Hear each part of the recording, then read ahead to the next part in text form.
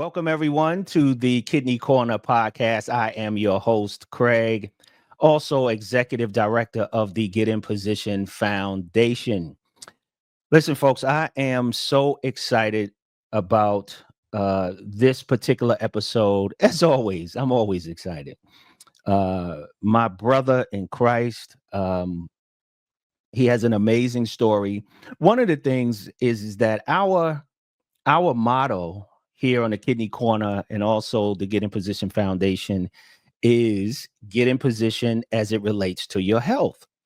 And we uh we always talk about kidney disease and dialysis, things related to nephrology, right? However, that tagline and motto is very open to health in itself. So the Kidney Corner podcast is a platform from a patient perspective, right?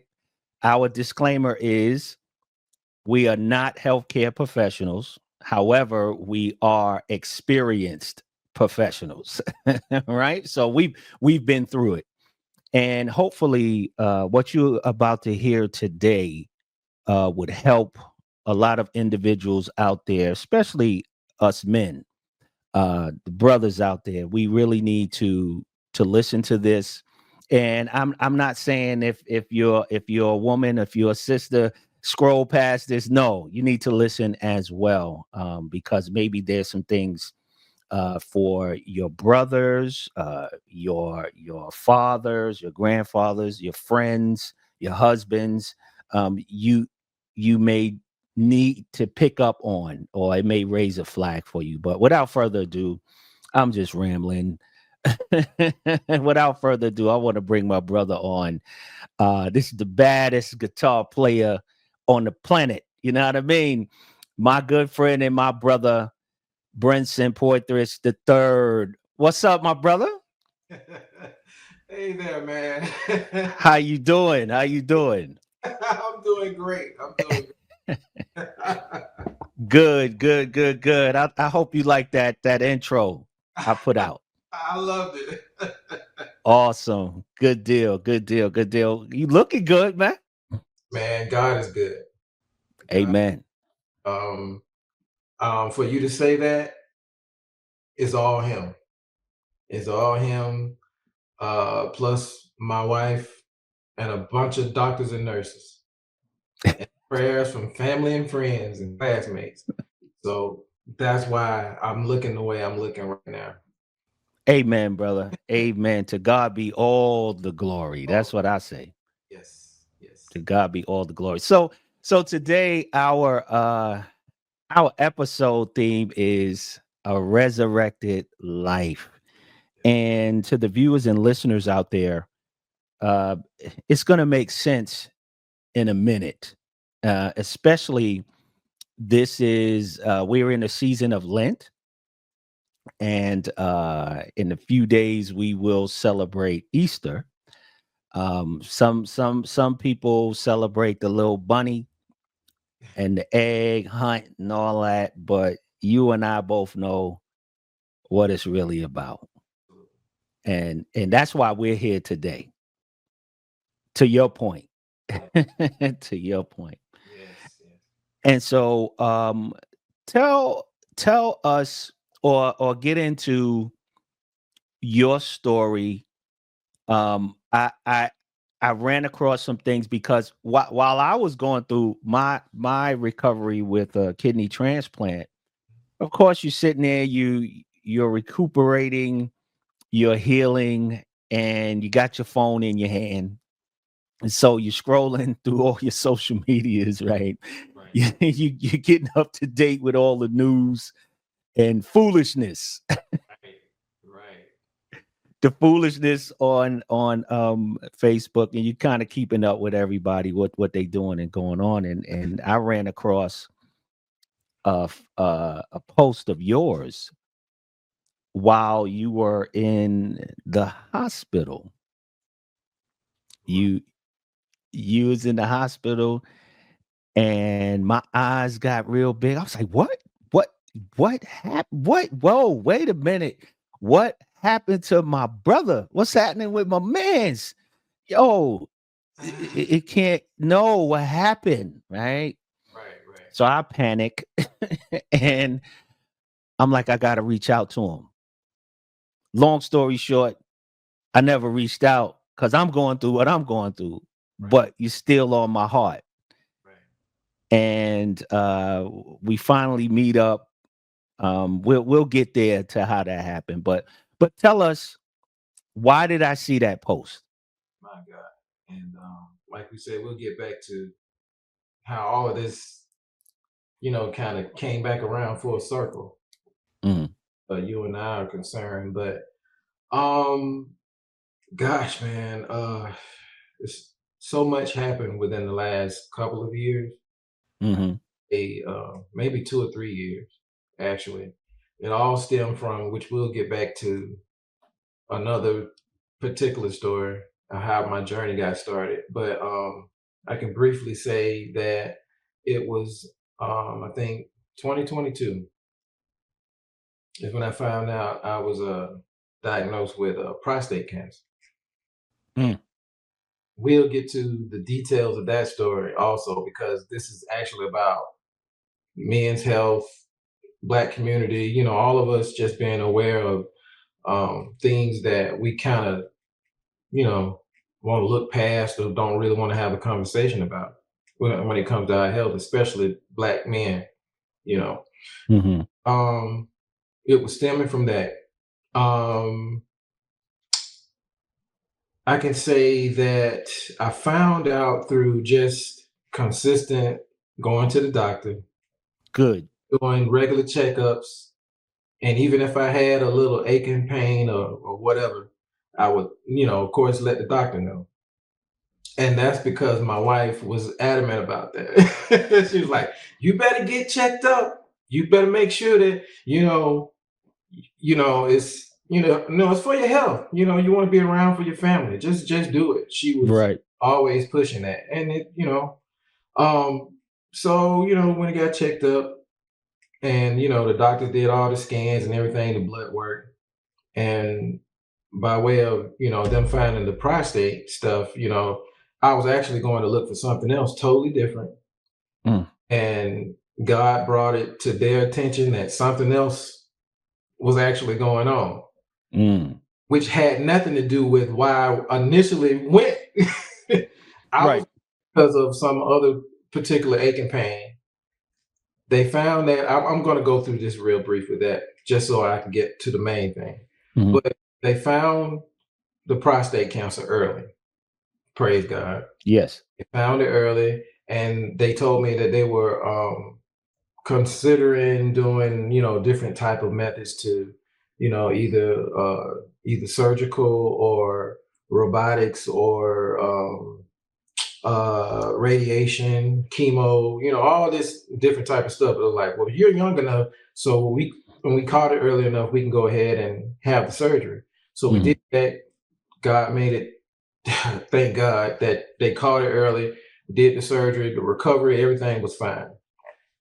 Fast forward a little bit more, I'm getting my normal follow-ups, checkups, and I'm like, Doc, everything's healing up fine, but I'm still having issues, thinking that um, it may be a hernia in my lower regions.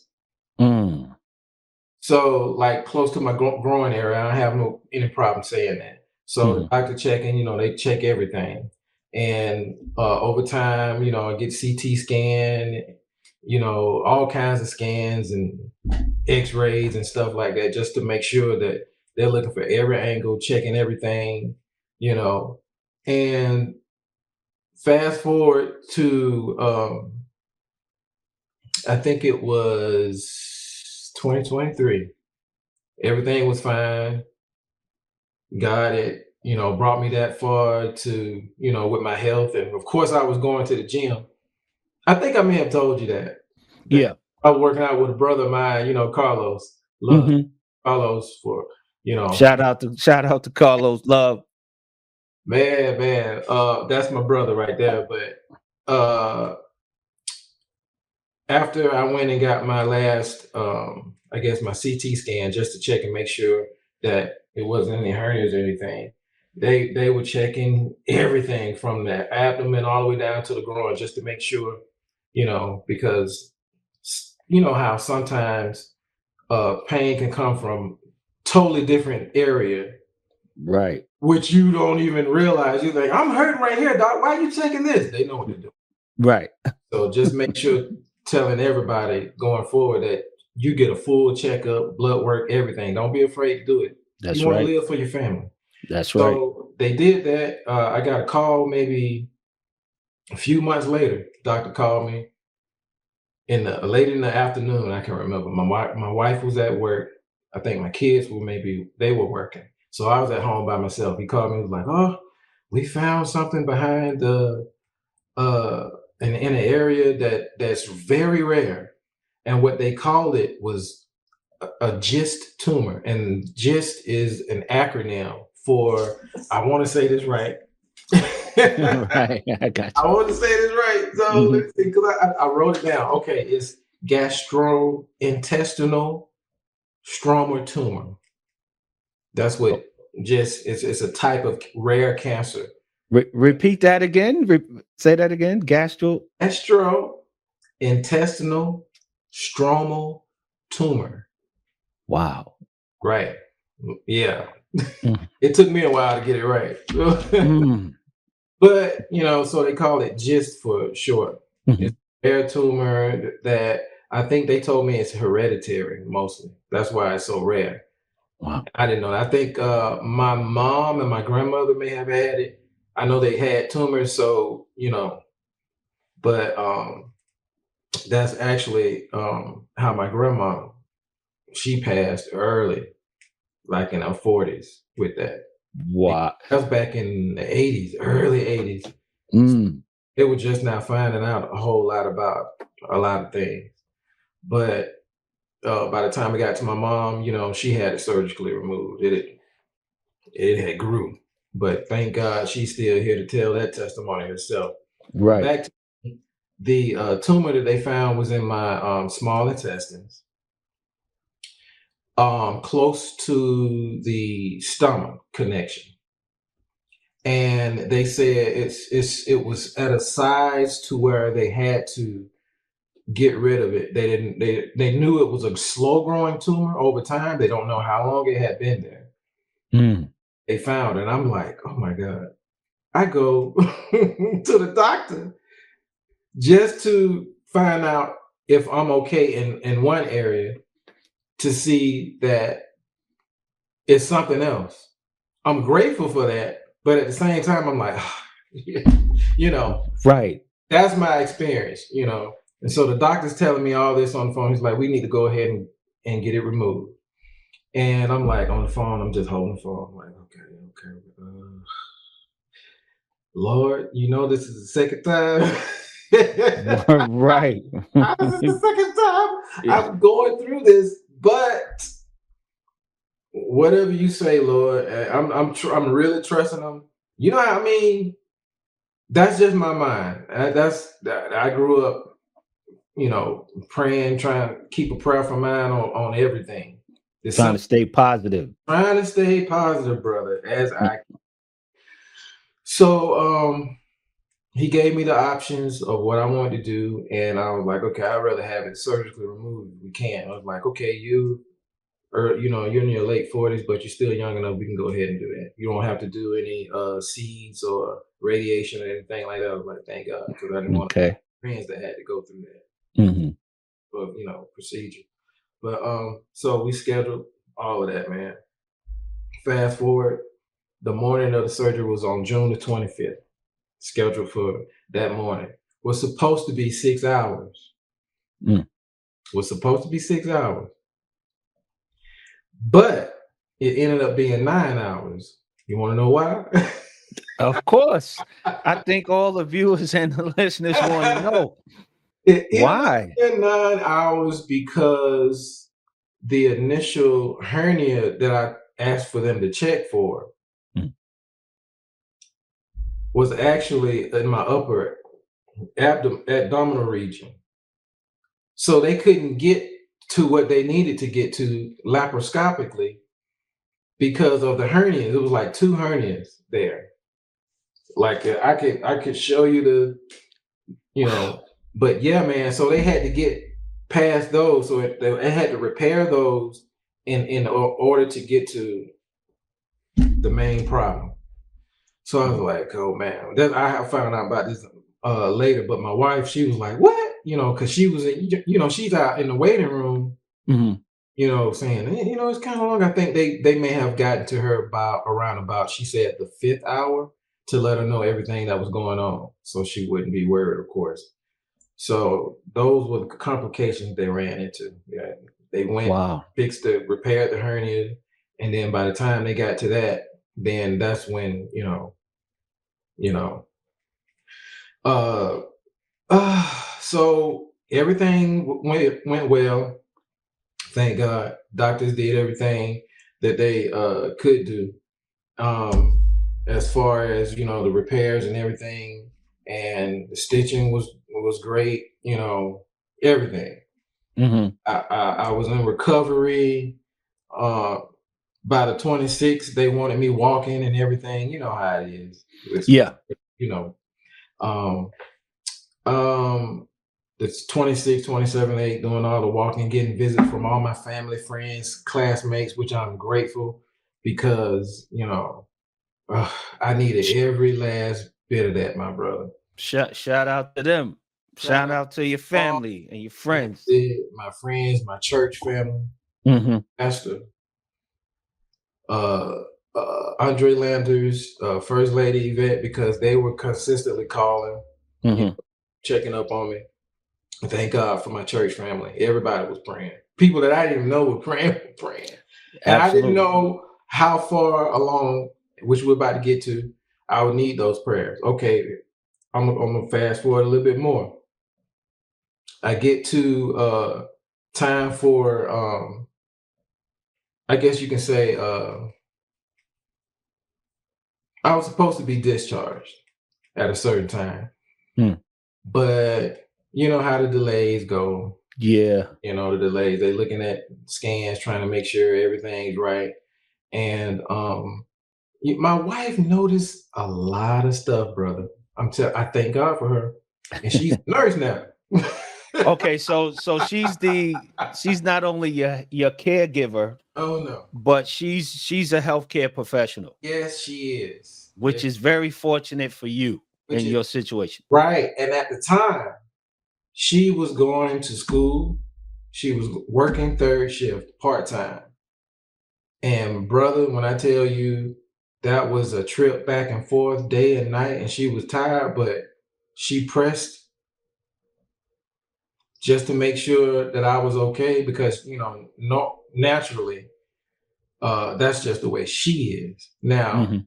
a lot of relationships I know wouldn't couldn't stand the test of times with that type of stuff. You know. Yeah, talk about it, man. This thing, yeah, it's not for the weak, Mm-mm. the faint at heart. I too know of people or relationships Right. that are no longer relationships because I mean, you can't really fault them. I know some people may say, "How could they?" However, some people are not built for it. It's different. It is different.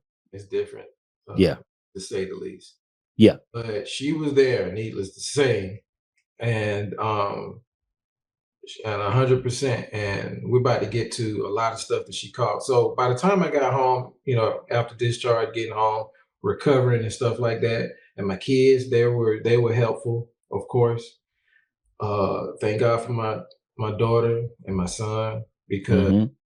they're not no healthcare professional. You know what I'm saying? Most Right. people like, oh, I got to do this, and mom, you got it. But no, they were there in between time and they helped me also. So I get home, I'm still doing everything the doctors say as far as recovering, making sure I walk, get a lot of vitamin D outside. Mhm. But one night in particular, my arm started feeling funny. And I was like, just rub on it. It was the, where I had the pick line at. Usually they'll take it out and they'll be like, okay, we're gonna put you on blood thinners, XYZ. Before we left the hospital, my wife was like, don't you think he may need blood thinners just to be sure that you don't get any clots? Because usually, after they take that line out, we want to prevent certain things from happening, like clots. And she sees everything. But so they were like, no, I think he'll be okay. So they sent me home, and my arms was feeling funny because of that. Kept rubbing it and rubbing it. Had my daughter rub on it. Mm-hmm. Next thing you know, my wife, she came and touched it. She looked at it. She said, your arm is starting to, look like it's starting to grow or get larger. No, you ain't lifting no weights. You look like Popeye. Okay. Like, you ain't been doing nothing. You ain't been eating no spinach. What's happening? Right. So she kept looking at it. She was like, yeah, you're not supposed to be rubbing on it like that. And it just felt better that way. So she took my temperature. She said, you feel a little warm. I had a fever. So she was like, just to be sure, she called a nurse and told her everything that was going on, all the stuff that was happening, the way my arm looked compared to my, the healthy arm. So she was like, okay, just to be sure, we're going to keep monitoring him all night long. If anything happens, if his temperature spikes, then take him to the emergency room.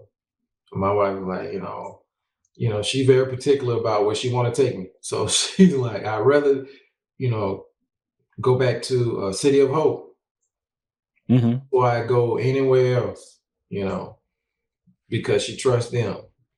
So they were like, okay, we'll try to get him in as early in the morning, but if it does spike, you're gonna have to take him to an emergency room at Piedmont or whatever's closest. So did the monitoring all night long. She was like, I hope it's not a blood clot. She take me to urgent care early in the morning at City of Hope. They look at it and they were like, Miss Poythress, you're very good. It's a blood clot, and we caught it. No, she caught it. How about that? Exactly. Ain't no we. Right, she caught it. Right. But they were like, Mr. Poythress, we consider you a blessed and lucky man because your wife had seen any of those symptoms and called it like she did.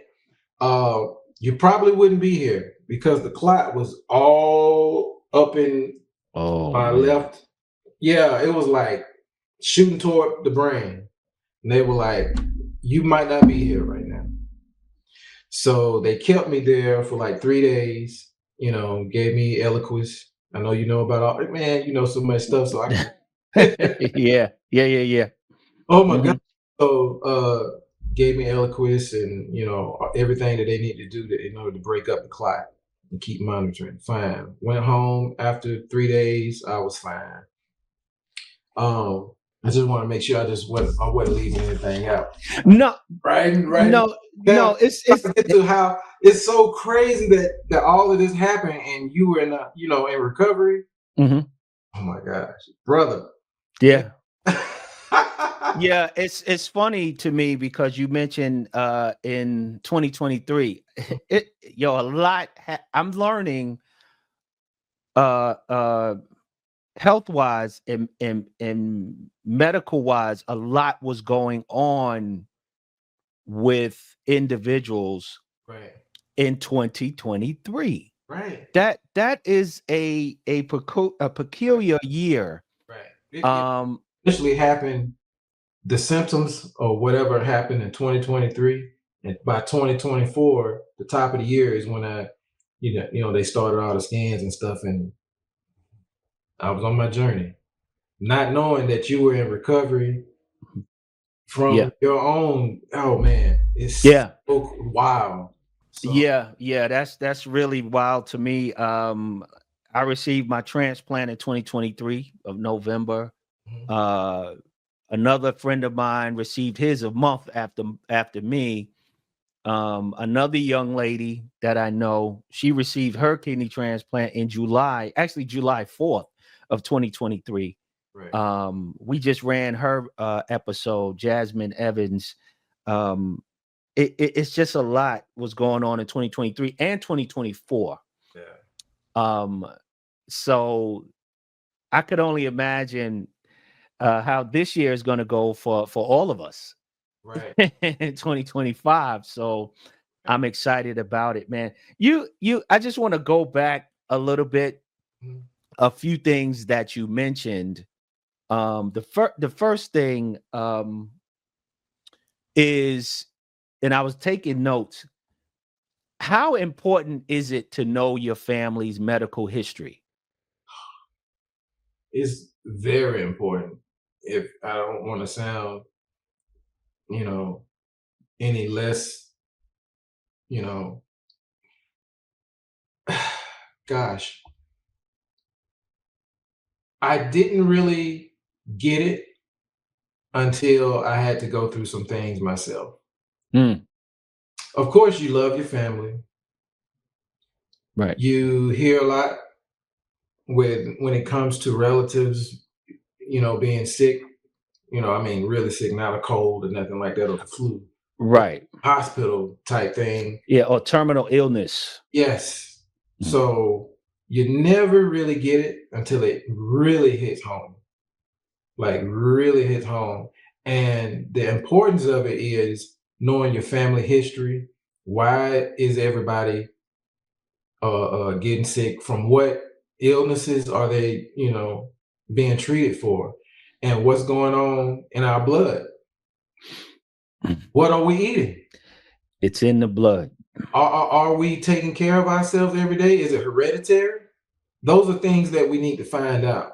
And we just don't need to be like, oh, it's just one of those things that happen, or I'll be all right. Or even if you're working out, jogging, going to the gym every day, there's a lot of people that are sick going to the gym every day and they don't see the doctors like they're going to the doctor or going to a nurse or whatever, however you want to get checked out.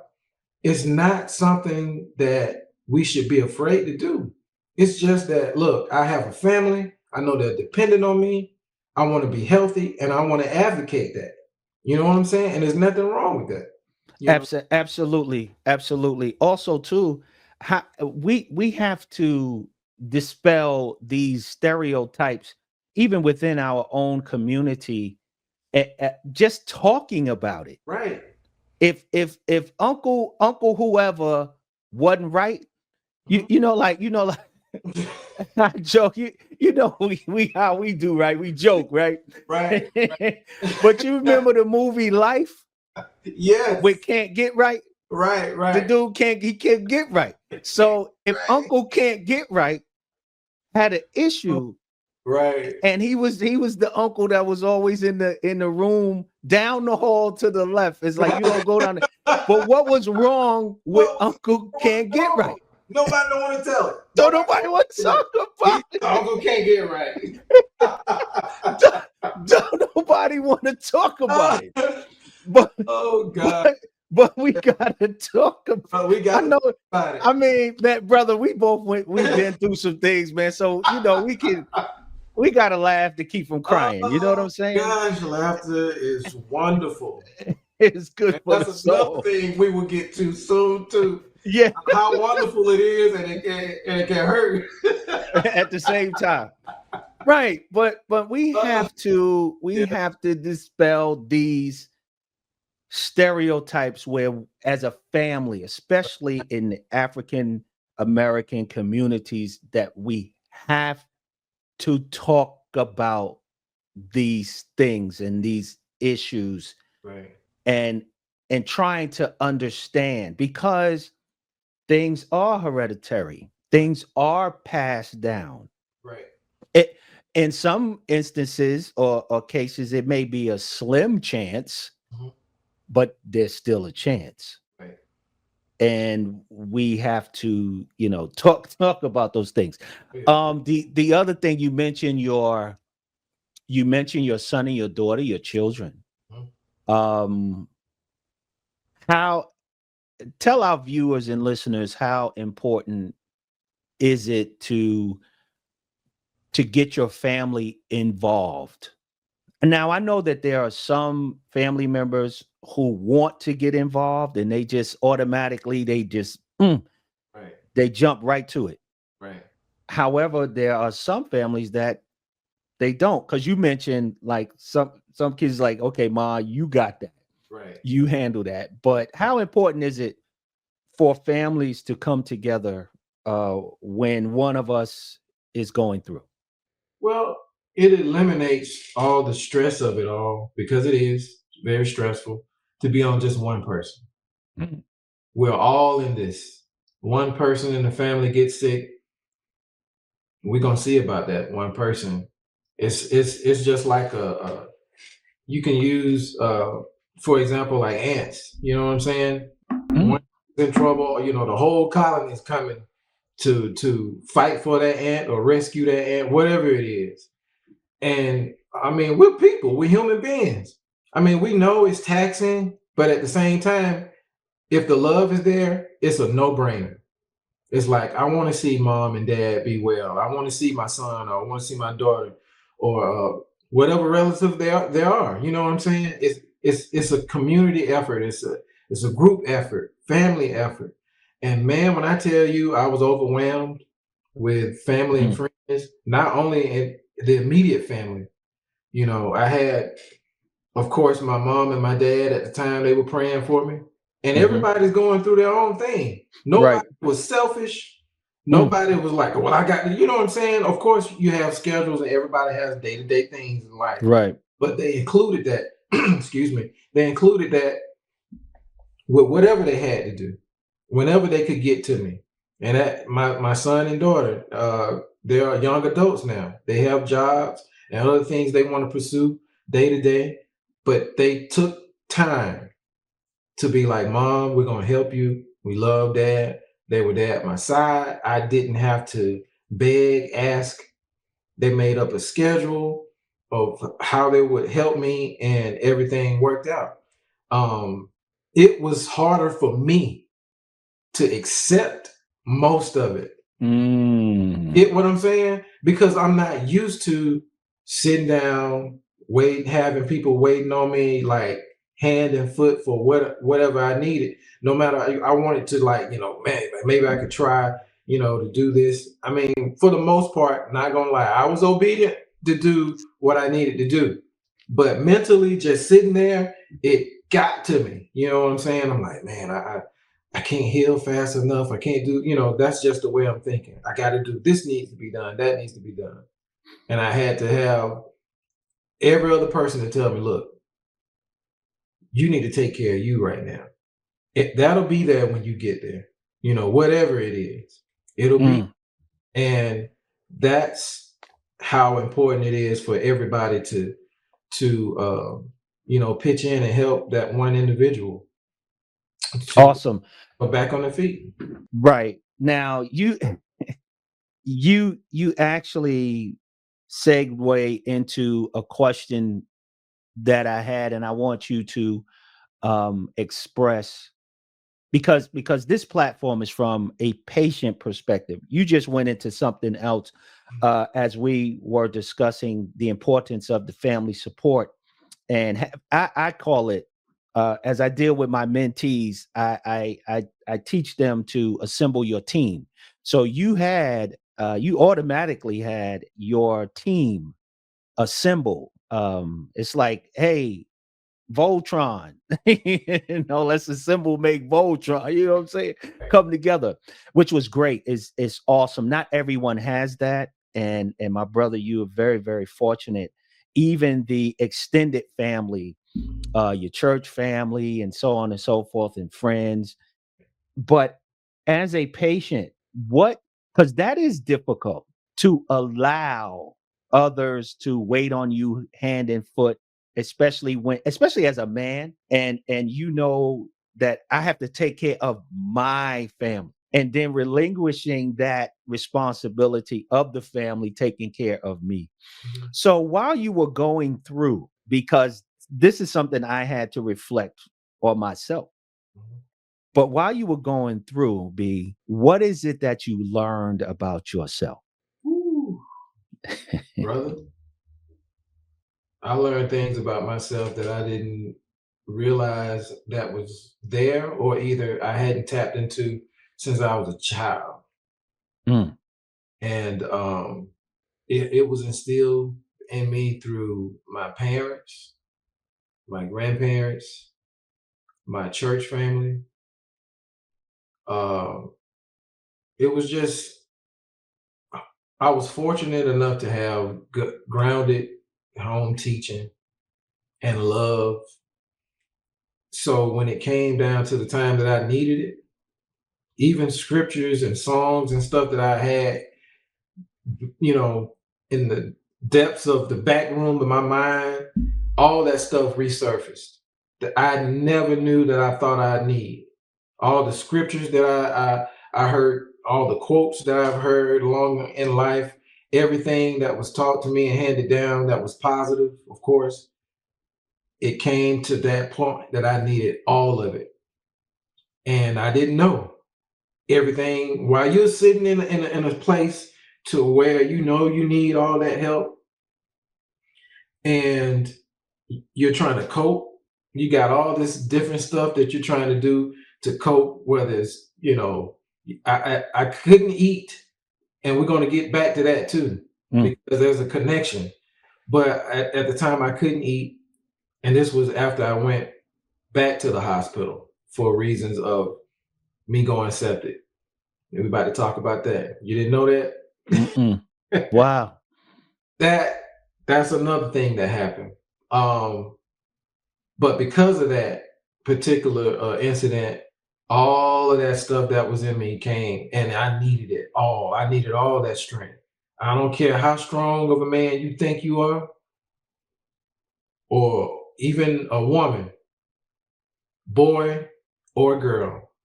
It doesn't matter how physically you can take things, and a lot of us been through a lot of stuff in life, but it's at that point to where you don't have anybody in a room, or no one's talking to you, that you're going to need everything that you can possibly have mentally to get through uh those tough physical, emotional, spiritual times, man.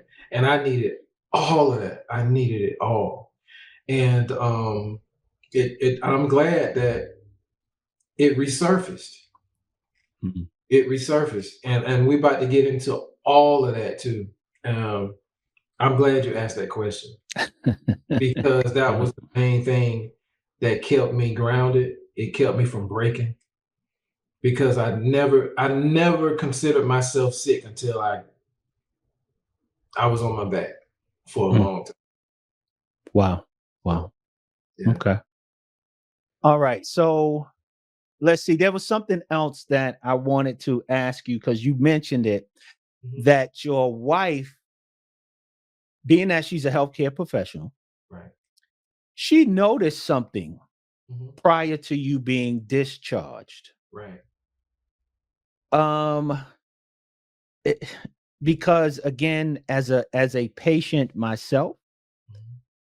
I have witnessed and this is no diss or no shade to healthcare professionals. However, Mhm. not all healthcare professionals, in my opinion, are created equal. Right. That's for number one. Right. And when she mentioned that, the how could you say, I think he will be okay? Now, mind you, she asked, this was the initial doctor that did the surgery. Hmm. And now he was very knowledgeable about a lot of stuff. And when he broke everything down, a lot of people, okay, he's a good doctor, you know.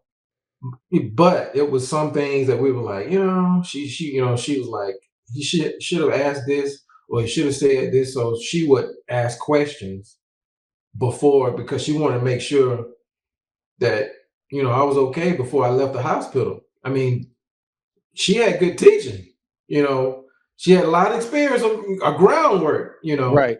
before she was, she actually became a nurse, Mm-hmm. which I always thought she was a nurse. Yeah, that was a gift. And before you get that degree or whatever, just Yeah. because she was just so knowledgeable about Mm-hmm. a lot of things. So, Right. uh, like I said, that was the doctor that did the initial surgery. Now, the doctor that took care of me, post surgery, was a whole nother doctor, in which I chose, because the doctor that did the initial surgery, he left the hospital for whatever reason. I don't know, but he Mm-hmm. had to leave, and I had to grab a different doctor on that care team to be my main provider. The one that was Mm-hmm. looking after me.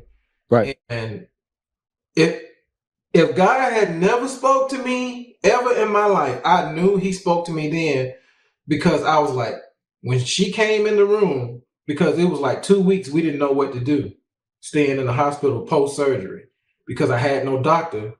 He left. We don't even know why, and we were left with the next doctor underneath him, and he went on vacation. Didn't tell you that, but he What, went the on new vacation. the new doctor? The new doctor went on vacation, thinking that the doctor that he had appointed to look after me till he came back off of vacation had got the message, but nobody did. Mm. Now, if I had anything to be, disgruntled about for those couple of weeks, it was hot. I'm just gonna be honest. And my wife was on 10. And needless to say, you know, I wish she could be here to tell her side of that story.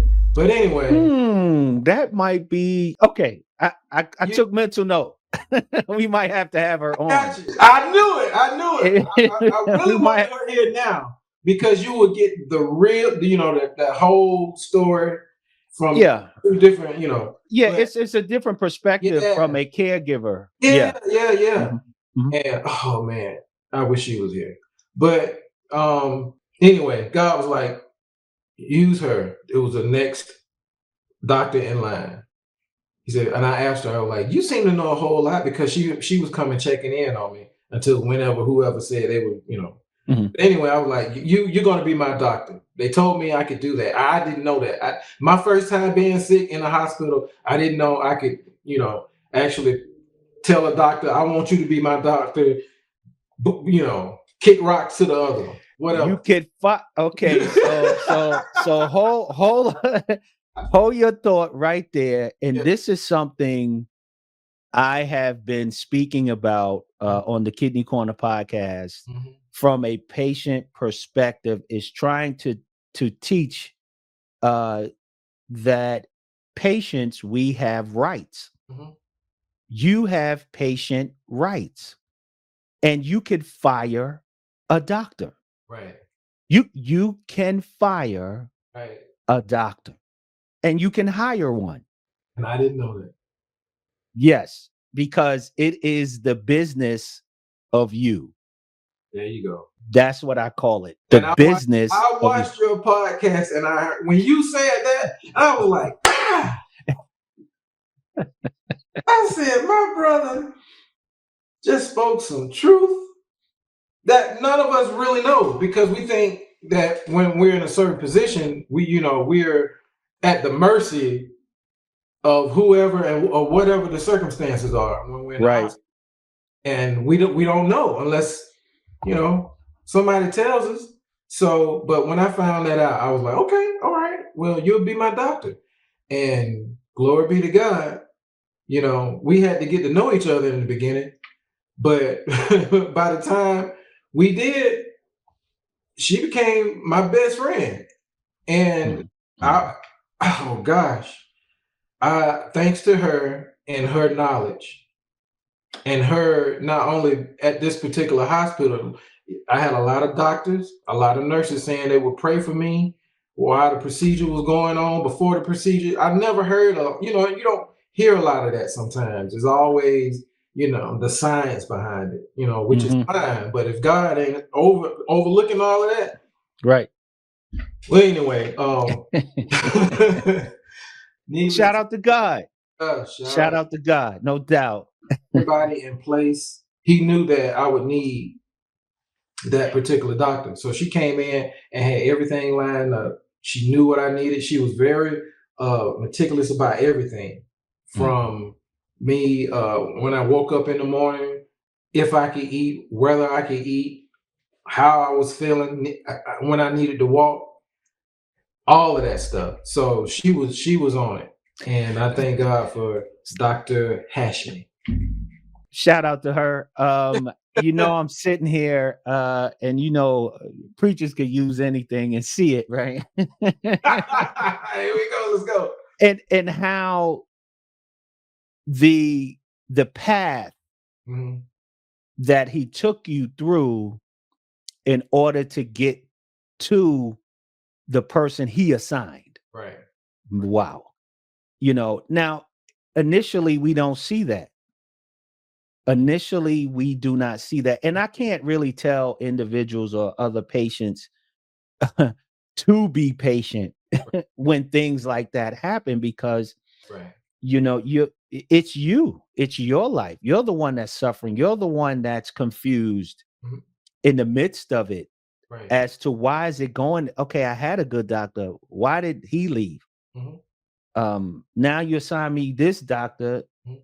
and this joker on vacation. What is going on? But Yeah. I come from the old school, and a lot of things that I learned growing up in the church make sense to me now that I'm older. You understand it better by and by. So I digress. I wanted to get to that point. Yeah. Yeah. Yeah, yeah. So that was awesome. Oh yeah. That she came along. Right. Right. She came along, and I was like, I recognized everything. We needed somebody immediate because by that time, I can fall back a little bit after the whole blood clot had gotten called. My wife did. Mhm. After that, I went back home and I was recovering fine. Um, I was eating soft liquids, you know what I'm saying? Nothing, that was gonna mess with me or anything like that. It was all what the doctor told me I could do along the way. So I was fine. But I think it was I wanna remember this correctly. Somewhere along the line, I knew my son had to go out of town. Put it this way. My son had to go out of town. He had to go to New York, matter of fact. Mhm. Um, I couldn't go, of course. So my wife, my daughter, and a friend of theirs went with them. So they had me stay with my brother for a while. Stayed with him for a while. My wife had did all the meal preps. Thank God for that. And another shout out to my brother and my sister-in-law for Shout out to Abe and Dina. Shout out to them. opening up Beautiful people. and allowing me to stay there for a little while. And while my niece and nephews, they took good care of me too when they wanted to. The oldest one, Aiden, he was Mhm. there hand and foot. And I owe him for that too, man. Aiden really kept looking out for me, bringing me my food whenever he needed it. Outstanding young man. Yeah, man. Outstanding young man. Shout out to him. See how important it is for family to do. I didn't. We asked. They didn't have to do it. I mean, you'd be like, "You're just family. You're your brother." You'd be surprised of how many families ain't that close, man. Mhm. They'd be like, "Hey, man, you find out. Do what you can." Well, I'm busy this day and this. And I didn't have to And, look and, far at all. and not to cut you off, but the other piece to it is this that we do have to realize. Yeah. The flip side of that coin is don't nobody got to do nothing. No, they don't. And hey, all you can do Mhm. at times is ask. Right. I would say that. In my mind, I was already there. Like, I'm just gonna ask, and if they can't do it, I'm fine with it. You know what I'm saying? We'll just find another way because There I you don't go. want to. You don't want to be in so much need or feeling like the next family member is obligated to do this or a friend or whoever. You know what I'm saying? All Right. we did was ask, and for the most part, everybody said yes. And I was like, well, fine. Everything just worked out, and I thank God for that too. So Yes. during that time I was there, um, of course, you got to get up, walk around the room, and trying to make sure that I'm doing everything the doctor tell me to do. Fine, I ate fine. I used the restroom fine. Because that's part of it. Because they Yeah. operated on my lower abdomen area, Right. so everything was fine. By the time it was like maybe 3 days later, the next week when they got back in town, brother dropped me off at home. I waited for my family to come to start the routine all over again. With the family helping me out with my food and everything. Like, I Mm-hmm. think it was the next couple of days, started feeling like I was just full all the time. Didn't really want to eat. My wife's like, she's like, you gotta eat. You can't. I know you. It's tough, but you gotta eat. She called my mom. My mom telling me, you better eat. You gotta Hold eat. on, hold on, hold on, hold on, son. She snitched. Wifey snitched. Right. Ah, So concerned. She I was like, got you you. ain't eating. That You was gotta a good eat. snitch. You gotta get something right. It was good snitching. It was good. I understood it. I didn't. Got you. My mom was trying to encourage me to eat because certain family members went through the same or similar stuff or worse, and they had to for you got to eat, you got to get your nutrition and stuff. But I was like, man, I can't get it down. I know what y'all saying, but y'all got to understand where I'm coming from. I can't I can't eat. I just feel full. So time went on. Tried to eat some Jello or something, man. Mm-hmm. Sat down for a little while, laid back, looked at TV, and I was like, uh-oh. And I was looking around. I had to go, man. Whatever, start up checking, whatever. And I Mm-hmm. thought I'd be fine. You okay? I'm like, yeah, yeah, yeah. Because sometimes that might happen during recovery. Right. But man, it kept going and going. An hour or two, I do it again, and this time it was like green bile. This time, I don't mean to be, you know, Tell it. yeah, it was green bile that was coming up, and she saw it. She had to go to work, so she will call back home to ask my daughter, "Is your daddy still vomiting?" No, he's fine. Next hour, I was doing it again, so she had to call the nurse to tell her what was going on. She was like, "My wife, God bless her." Mm. She was like, "I hope it ain't what I think it is, but we're gonna have to take you back to the hospital to, you know, reassure me of what I think it may be." And she was thinking I was, going septic for whatever reason. So, needless to say, I get back to the hospital. They check me out again. They did a scan. It was like, "Yep, you're septic. It looks like abscess has developed where initial surgery was, where Mm-hmm. where they cut it out and put the intestines back together, where the doctor had surgically put the stitches in it. It looks like it was so tight it popped." Right. Jesus. So it was like a little Mm. bubble there. So it was Wow. leaking all into my system. Didn't even know why. So while I was waiting for them to actually come back and tell me what they were going to do to stop it from leaking, brother, I couldn't sit up in that hospital bed without vomiting. Every time I couldn't even go to the restroom to use it normally without vomiting. Mm. Every time it was like clockwork. And so it was, my wife was like, something ain't right, and she was trying to make everything, she was like, look, I can go and get a tube, put it in myself. If y'all He, ain't moving fast he enough. ready to do the The doctor was surgery. like, yes, Miss Porter's okay with it. That's exactly what we're going to do. So they scheduled all of that, to happen and take place. They had a tube put in on my left side and my right side, one to drain the stomach, and the other one to drain, to catch the drain that was coming from the abscess. And brother, when I tell you, I felt like I was like, Lord, why does that happen to me? We ask that, You because you do. get to that position. I don't care how spiritual you are sometimes. You get to that low point to where you're like, Lord, why is this happening to me? You know, um, Didn't Jesus ask the question too? Is could there be another way for right, us to do this?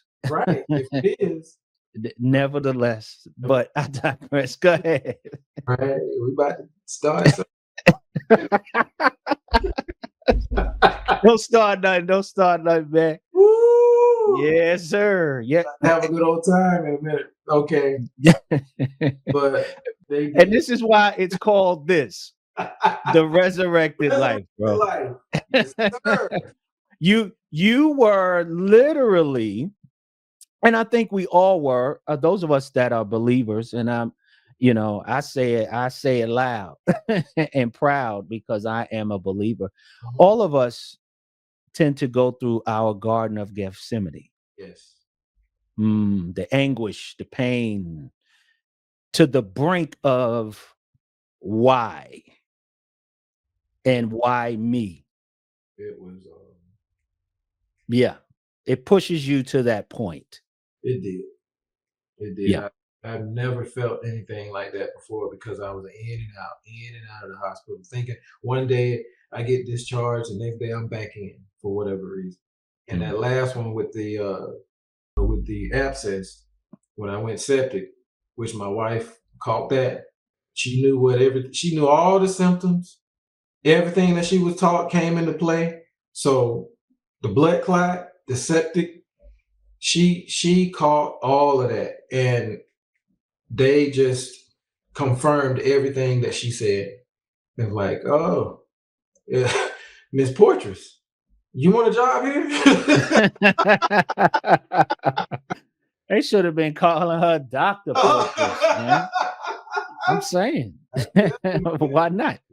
Along the way, she saved my life. She did. She did. Hey, man, shout out to her, man. Yeah, she saved my life, and what can you do with that but be grateful? Absolutely. Absolutely. So, wow. Wow. How fortunate uh not were you, but are you to have a actual healthcare professional as a spouse. I think that's just awesome and wonderful. We talked about how or what did you learn about yourself, but I know you and I had a conversation about all of this prior to this podcast. But what I wanted to know, what did you learn about other people? What was the lesson learned Ooh, about other people? you are good.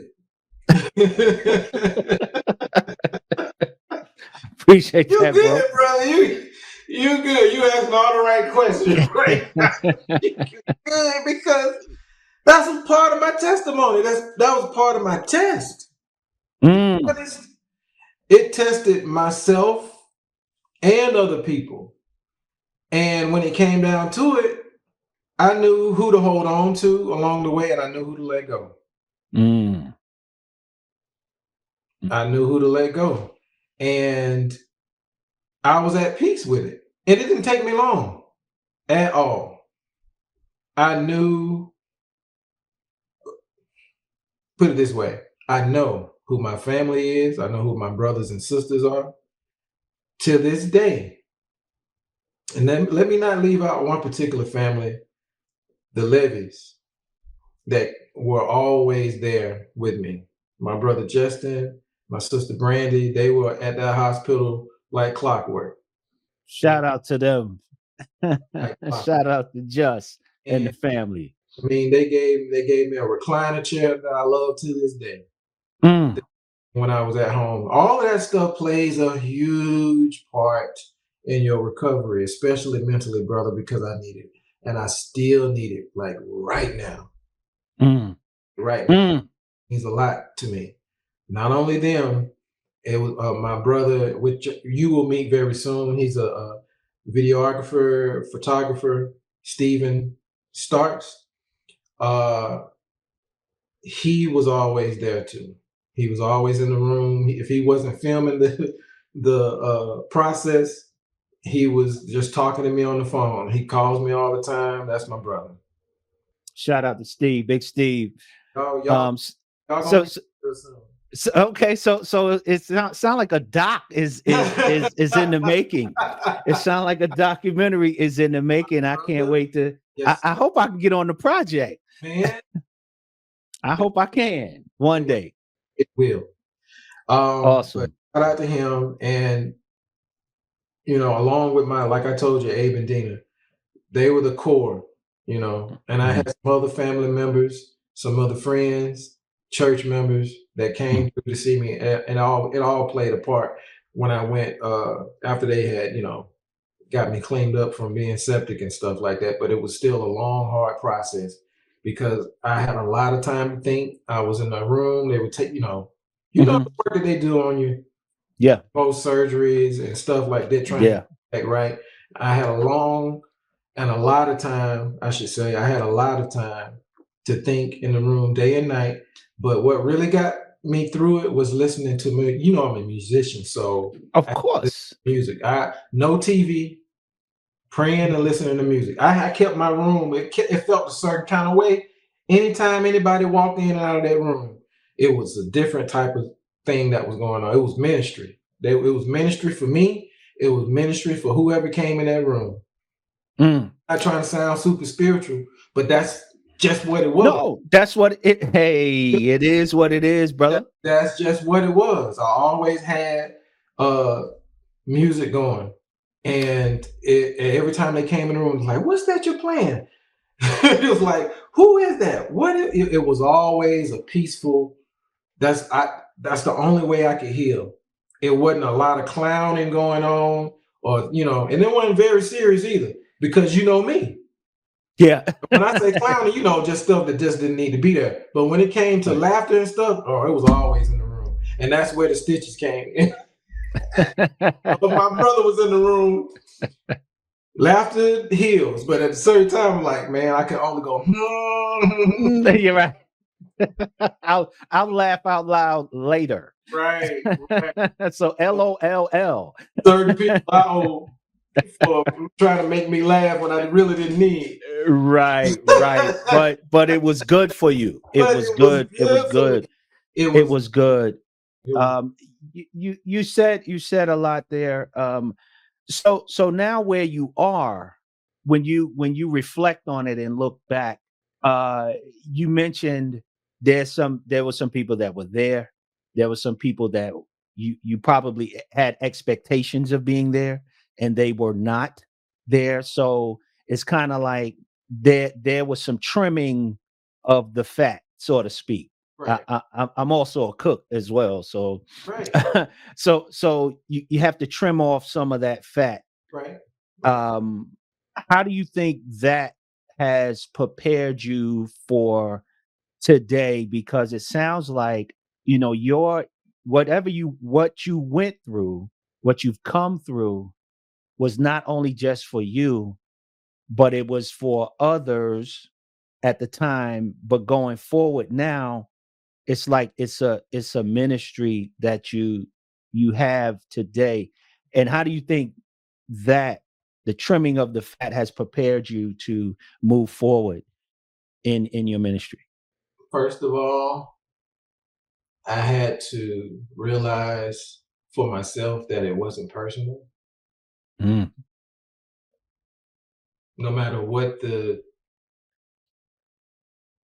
issue, excuses that may have been or could have been, I had to learn for myself not to take it personal, because I had to realize everything that happened, every person that was in that room, every person that wasn't in that room, it was all designed by God. mm, mm. Mm. Understood. Understood. Got it. I had to not take it personal. Mhm. Doesn't mean it doesn't hurt, It doesn't mean it doesn't. folks. But at the same time, there was no hard feelings for whatever may have happened because I was still grateful. I was still cloaked with God's love and protection from everybody that showed up, everybody that called, everybody that texted. It didn't even matter whether you could be there physically or not. Mm. As long as you were there in some aspect, that means that was God's purpose. And if you couldn't be, there's no hard feelings about it. Mm. Because that's the way God designed it to be. Mm. Life at that time, who He wanted to be there for me, and whether it was during that time or immediately after that time, I just take it as God has certain people in position, certain situations in line for my healing. Mm. It was all physical, spiritual, and mental. Everything played a part so vividly this time. I could really see that. The nurses were wonderful. Nothing short of amazing. I never had anybody to walk in that room that I didn't appreciate.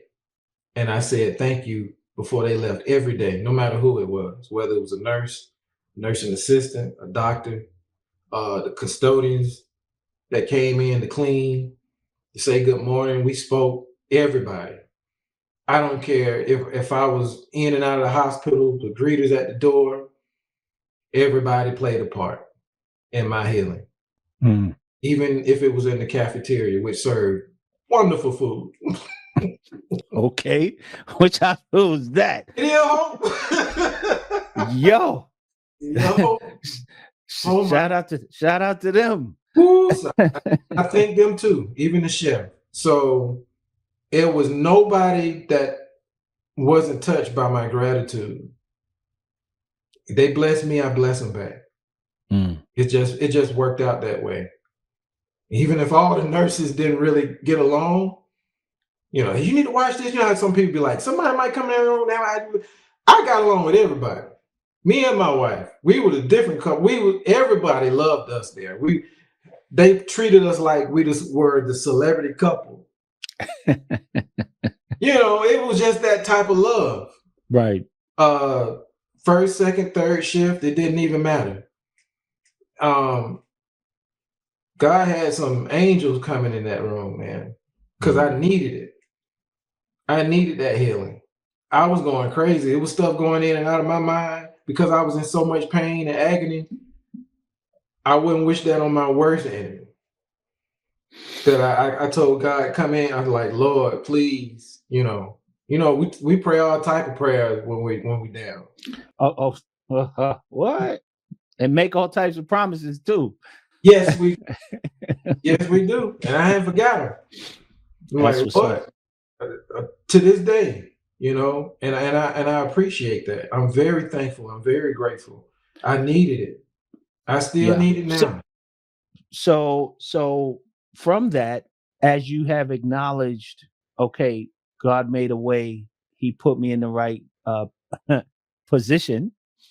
He put the right people around me. What type of position that you think you're in, or that that you're in today, to move forward? What is forward for you? As of right now, Yeah. I can tell you one thing, it's different. So moving forward for me right now, it's step by step thing I'm doing with God every day I wake up. It's a ministry. It's different. I'm learning. Actually, I can't even really articulate it in its fullness because it's like something that's it's a work in progress right now. It's so different, which includes you, of course, music. Hmm. Um, it's just it's different, and it's like I'm trying to figure it out.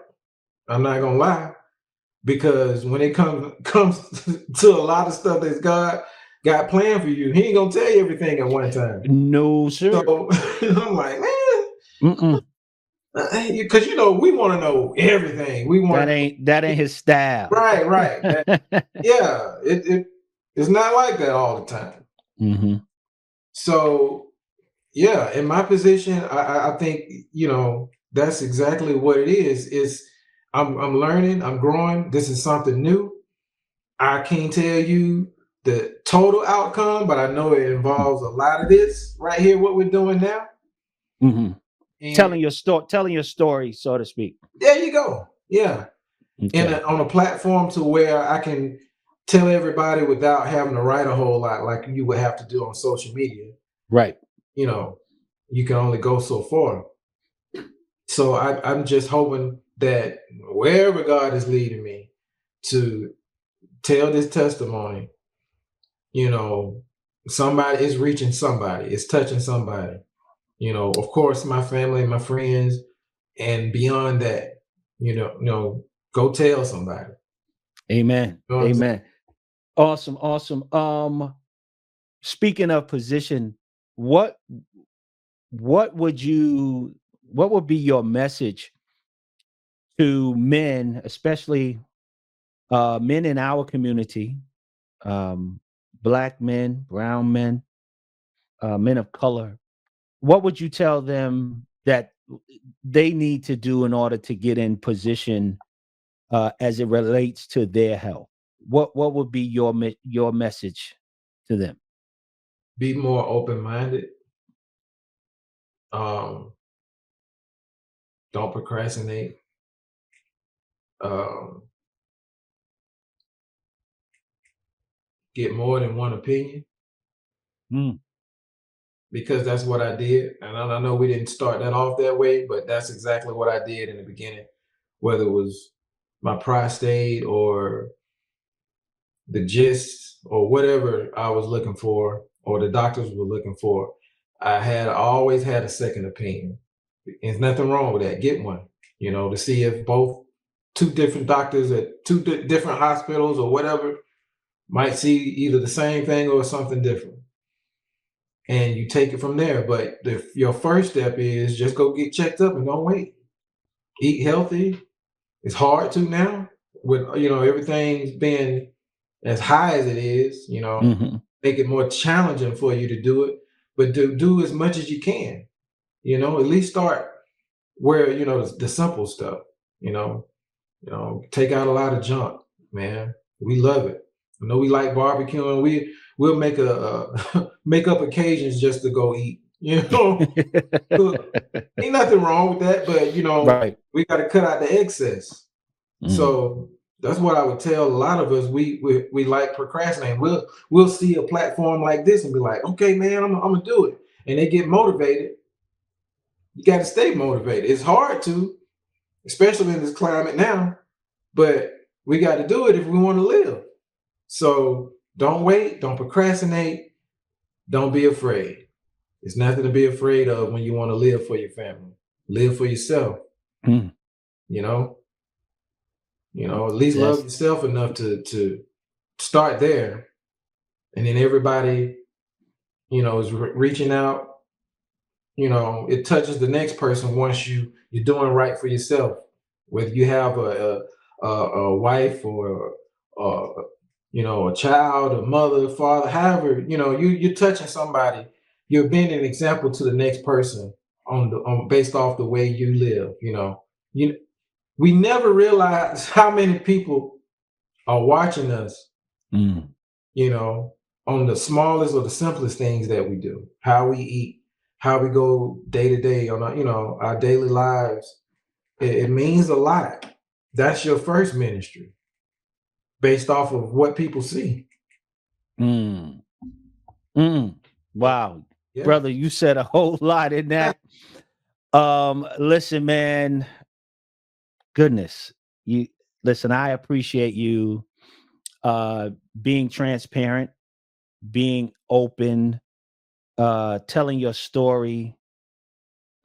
Keep telling your story the best way that you can and the best way you know how. Sure. And I know that God has a lot in store for you because he needed you healed. He needed you healed to do what's in store, what he's got next Yes. for you and your ministry. Listen, brother, I appreciate you. I love you, man. We still got to do our lunch thing. We still got to schedule that We for are. sure.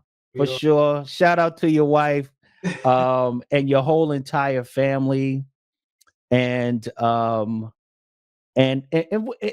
we'll do something. We're gonna do something, and I hope that doc is really a thing. It is. It really is. It's in the works because this is something that we both feel like everybody needs right now, Mhm. especially right now. You know, um, I know before my dad passed, he emphasized on a lot of that too. He was like, "That's a you got a testimony," and I was like, "I know, man."